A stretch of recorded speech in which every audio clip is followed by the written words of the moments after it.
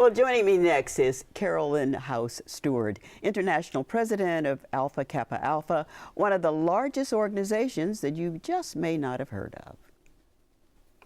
Founded in 1908, Alpha Kappa Alpha is the oldest and largest organization for college-educated African American women, with 964 chapters around the globe.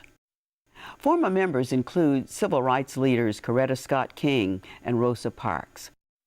Under the leadership of Carolyn House Stewart, for 2 years, a primary mission of the organization is service, finding solutions and providing assistance to communities in need.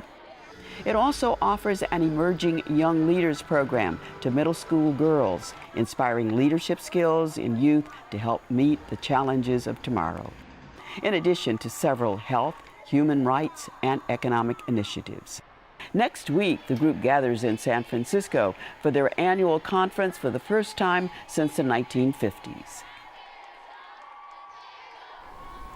And joining me now is the International President of Alpha Kappa Alpha, Attorney Carol House Stewart. Welcome. Thank you. You're coming here with a large group of people Yes. to introduce. How many AKAs will there be here? 8,656 are registered for this conference.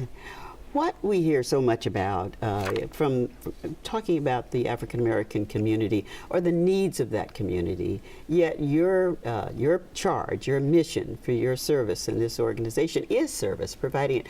How do you start? What do you do when there's so much out there that needs to be done? Our mission since 1908 has been service to all mankind, and each administration has a signature program. This administration's signature program is the Emerging Young Leaders Program. Additionally, we look at health, education, economic security, health, and social justice and human rights. So these are the things that have been a focus of Alpha Kappa Alpha since 1908. The needs of our people do not change. We will always have poverty. You've heard the poor will always be with us. We believe that everyone is entitled to good health care. We believe that everyone is entitled to human rights and simple social justice. That includes voter education as well as voter participation. Economic security. We all should have a decent place to live. And of course, health care has always been a topic, because if we're not healthy, we can't serve others. So service is what we talk about. It is in our genes. It's what we do. You've been doing this now for almost 100 years. You have, I'm not sure, how many members are there? We have 260,000 members. Oh, so that's quite a little army to get out there Right. to do the chore. One of the things that you chose as a focus was working with middle school girls in terms of leadership. Why did you choose middle school girls? Middle school girls, that's the impressionable age, and all of our statistics show middle school is the first contact with law enforcement and the criminal justice system. Middle school is the first contact with AIDS and HIV, the Center for Disease Control. Young girls as young as 11 are now having sex. And so these are things that we can stop. We want a young lady to pursue her dreams. That's when peer influences, that's when you start to make wise choices. And so part of our mission with the Emerging Young Leaders Program is to really instill leadership and civic engagement as a way of life. Most mentoring programs are just see a young lady and be like her when you grow up. Alpha Kappa Alpha, for centuries, we've worked with young girls who were going to succeed. This program takes a young lady who may decide, I want to be a nail tech.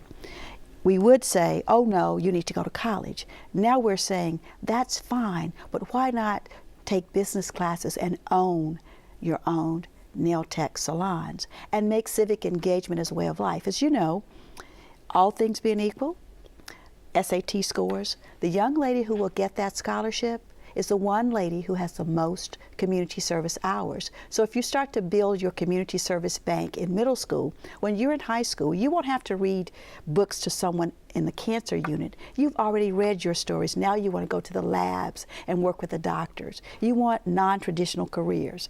You like to work in the park? We won't teach you how to plant flowers. We will teach you agriculture so you can get a job, because food will be our new challenge in the future. So it's just it's a wonderful program, and it's civic engagement, character building, academic enrichment, and service. So what are some of the things that you'll be doing here in San Francisco? In San Francisco, we've already gone to the your Larkins Youth Centers. We're donating school supplies there. We're having a youth summit at the Joseph Lee Recreational Center there. We have backpacks that have been donated and supplies from all of our sorors across the country. Sorors is what we use as service. In Atlanta, we had a youth summit with over 600 students, and in Atlanta this past summer, we donated 233,600 school supplies items. So we're still counting for what we're going to leave in San Francisco for the various schools in the area. What are some of the things open to the public? I think one that attracted my attention was it's a one-day museum, but tell us why that's so important. That's our Alpha Kappa Alpha women, unsung heroes of the civil rights movement. We know about Coretta Scott King, we know about Rosa Parks, but so many other women of African American descent who are Alpha Kappa Alpha women are the unsung heroes of the civil rights movement.